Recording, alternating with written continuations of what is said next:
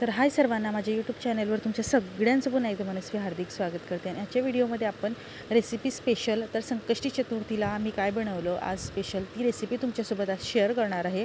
तर आज आम्ही बनवले उपवासाची थालीपीठं।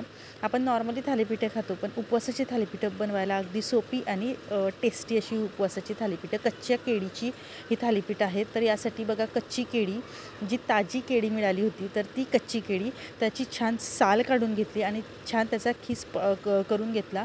खिसणीच्या सहाय्याने त्याचा खीस करून घ्यायचा आहे छान पद्धतीने।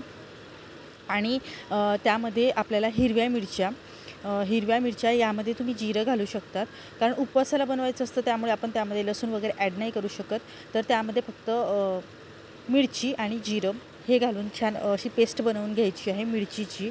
त्यानंतर आपण जो खीस बनवलेला आहे त्या खीसमध्ये शेंगदाण्याचं कूट, वाटलं तर तुम्ही यामध्ये साबुदाणा पीठ ॲड करा, केळीचं पीठ ॲड करू शकतात, आपल्या चॉईसनुसार तुम्हाला यामध्ये पदार्थ ॲड करायचे आहेत। तर आम्ही फक्त थोडं केळीचं पीठ, थोडं शेंगदाण्याचं कूट आणि जी पेस्ट केलेली आहे मिरची आणि जिऱ्याची ती यामध्ये टाकली। जिरं तुम्ही वरतून डिरेक्टली म्हणजे टाकू शकतात, जर तुम्हाला बारीक करायचं नसेल तर तुम्ही डायरेक्टली वरतून जिरंसुद्धा यामध्ये घालू शकतात, त्याचीसुद्धा टेस्ट खूप छान लागते। काय होतं की नेहमी आपण जेव्हा शहरामध्ये असतो तर नुसतं साबुदाणा खातो आणि त्या साबुदाणा नेहमी खाऊन कंटाळा येतो, किंवा मग आपल्याकडे काय असतं दुसरं ऑप्शन तर भगर आणि भगरीचे काही पदार्थ आपण जे बनवतो ते। आणि मग आपण गावी आल्यावरती आपल्याला छान कच्ची केळी अवेलेबल असतात आणि तीही ताजी। तर अशी ताजी कच्ची केळी आम्हाला मिळाली होती, तर चला गावी आलो आहे म्हटलं तर आपण हा चान्स नाही सोडायचा। आम्ही त्याच्याच थालीपीठं बनवली आणि संकष्टी होती आणि संकष्टीला उपवासाला हे पदार्थ छान आम्ही बनवला। तर ह्यामध्ये पाणी आपल्याला ॲड करायचं नाही आहे, विदाऊट पाणी म्हणजे एकही थेंब पाण्याचं न घालता आपल्याला ते छान त्याचा डो बनवून घ्यायचा आहे। आणि काय होतं की केळी आपण खिसून घेतो ना तर त्यालाच पाणी सुटतं। तर या पद्धतीने छान मीठ, शेंगदाण्याचं कूट, थोडं केळीचं पीठ आणि जी आपण पेस्ट केली होती मिरचीची ती घालून छान आपल्याला डो बनवून घ्यायचा आहे। एका पातेल्यामध्ये थोडं पाणी घ्यायचं आहे आणि ज्या पद्धतीने आपण थालीपीठ बनवतो त्या पद्धतीने एक रुमाल घ्यायचा आहे, किंवा आपण जे बिबडे बनवतो त्यासाठी आपण जे बनवून ठेवतो जीन्सच्या कापडाचे रुमाल, तर ते घ्यायचे आहेत। आणि त्यावरती ह्या पद्धतीने बघा छान थालीपीठ थापून घ्यायचं आहे। बारीक जाड हवं, चॉईसनुसार बनवायचं आहे। तर बारीक जर बनवलं तर छान खरपूस आणि कडक लागतं। तर ह्या पद्धतीने छान बारीक असे थापून घ्यायचे आहेत, छान बनवायचे आहेत।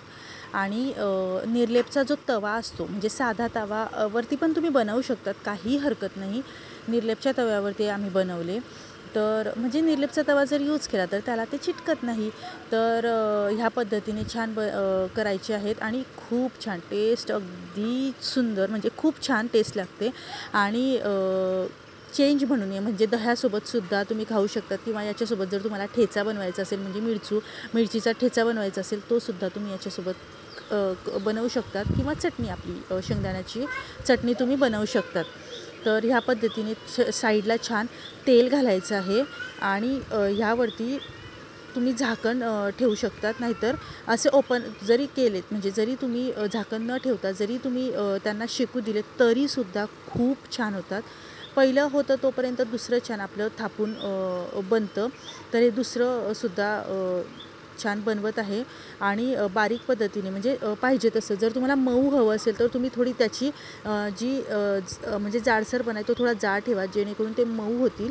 किंवा जर तुम्हाला खरपूस हवे असतील किंवा खूप छान असे म्हणतो ना आपण थोडेसे असे क्रिस्पी, तर जसं मी सुरुवातीला सांगितलं की आपल्याला ताट यावरती ठेवायचं आहे। ताट जर ठेवलं ना तर वाफेवरती खूप छान ते होतं आणि लवकर होतात। तर हे बघा असं ताट ठेवलं आणि बघा तुम्ही किती सुंदर झालेलं आहे आणि छान पलटून घ्यायचं आहे आपल्याला।